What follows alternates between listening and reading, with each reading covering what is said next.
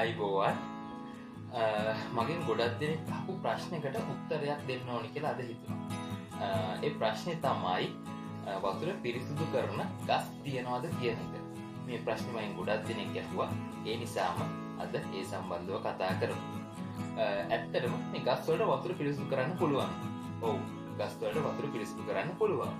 ඒ කොහොමද? ප්‍රධාන ක්‍රම තුනක් යටතේ ගස් වලින් අපේ පසේ තියෙන මේ වතුර පිරිසිදු කරනවා. පළවෙනි ක්‍රමේ තමයි මේ ගහේ මුල් වලින් පසේ තියෙන වතුරත් සමග මිශ්‍ර වෙලා තියෙන බැරලෝව සහ වෙනත් විෂ ද්‍රව්‍ය ශාකය තුලට පුරාගෙන ශාකය තුල ගබඩා කරලා තියාගන්නවා. මේ විදිහට මේ ජලයේ තියෙන විෂ ද්‍රව්‍ය සහ බැරලෝව මේ ශාක තුල ගබඩා කිරීම තුළින් මේ පසේ තියෙන ජලය පිරිසිදු වෙනවා. මේ විදිහට කරන ශාක වලට උදාහරණයක් විදිහට අපිට පෙන්වා දෙන්න පුළුවන් මේ තෘණ පවුල. එහෙමත් නැත්නම් මේ තනකොළ ශාක. ඒ කියන්නේ උණ වර්ග, විවිධ තනකොළ වර්ග, ඒ වගේම වී ශාකය. මෙන්න මේ වී ශාකය ගැන කතා කරද්දී ඇත්තටම මේ හාල් වල, නැත්නම් සහල් වල බැරලෝහ අඩංගුයි කියලා ගොඩක් තැන්වල විවිධ මත තියෙනවා. මේකට ප්‍රධානම හේතුවක් වෙන්නේ මේ වී ශාකය පසේ. ඒකමත් නැත්නම් මේ ජලයේ තියෙන බැරලෝහ වර්ග ශාකයට පුරාගෙන ශාකයේ පත්‍රවල සහ මේ ශාකයේ පළවල එහෙමත් නැත්නම් බීජවල ගබඩා කරනවා.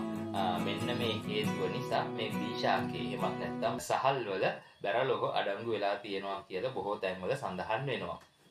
ඇත්තටම මේ විදිහට පසේ තියෙන එහෙමත් නැත්නම් ජලයේ තියෙන බැරලෝහ අවශෝෂණය කරන ශාක මගින් ජලය පිරිසුදු කිරීමට සහ විෂ වර්ග වලින් හානියට පත්වෙච්ච භූමිවල තියෙන මේ විෂ වර්ග ඉවත් කිරීමට මේ ශාක බහුල වශයෙන් භාවිතා කරලා තියෙනවා. නමුත් මේ ශාක අපිට පරිභෝජනයට ගන්න බෑ. මොකද මේ ශාක තුළ මේ විෂ ද්‍රව්‍ය ගබඩා වෙලා තියෙනවා. ඒ නිසා අනිවාර්යයෙන්ම මේ ගස් පරිණත වුණාට පස්සේ අදාළ භූමියෙන් ඉවත් කරන්න ඕනි.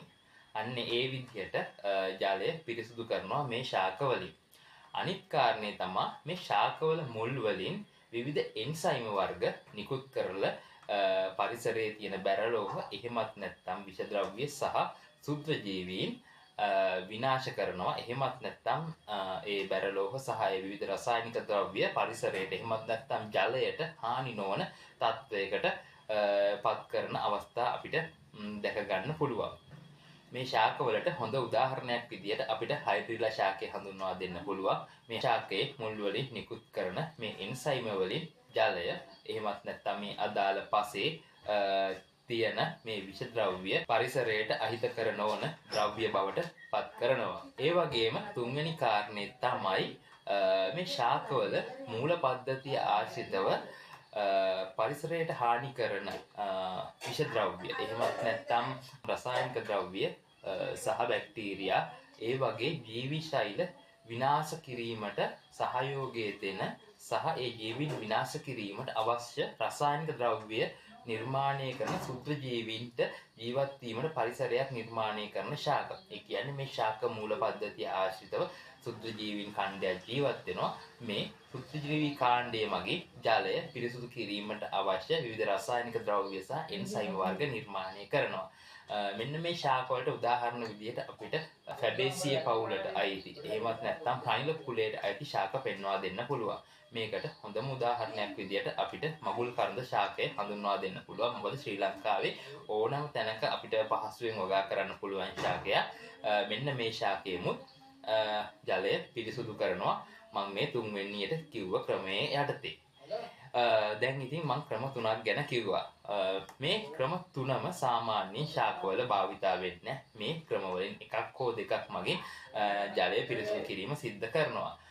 නමුත් අපිට විලෝ ශාකය මේ ශාකයේ විශේෂත්වයක් තියෙනවා. මේ සියලුම ක්‍රම මගින් මේ ශාකය මගින් ඒ ශාකයේ තියෙන පසේ අදාළ ජලය පිරිසිදු කරනවා. ඒ නිසා මේ විලෝ ශාකය ජලය පිරිසිදු කිරීමේ ශාක අතරින් ප්‍රධාන ශාකයක් විදියට අපි හඳුනාගෙන තියෙනවා.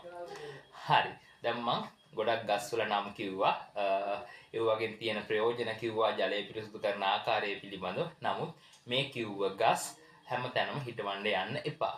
මොකද බොහෝ විට මේ ජලය පිරිසිදු කිරීමේ හැකියාව තියෙන ශාක ආක්‍රමණශීලී ලක්ෂණ පෙන්වුම් කරනවා. ඒ නිසා අපි මේ ගස් හිටවද්දී අනිවාර්යයෙන්ම අදාළ ස්ථානයට ගැළපෙන ගහ තමයි හිටවන්න ඕනි.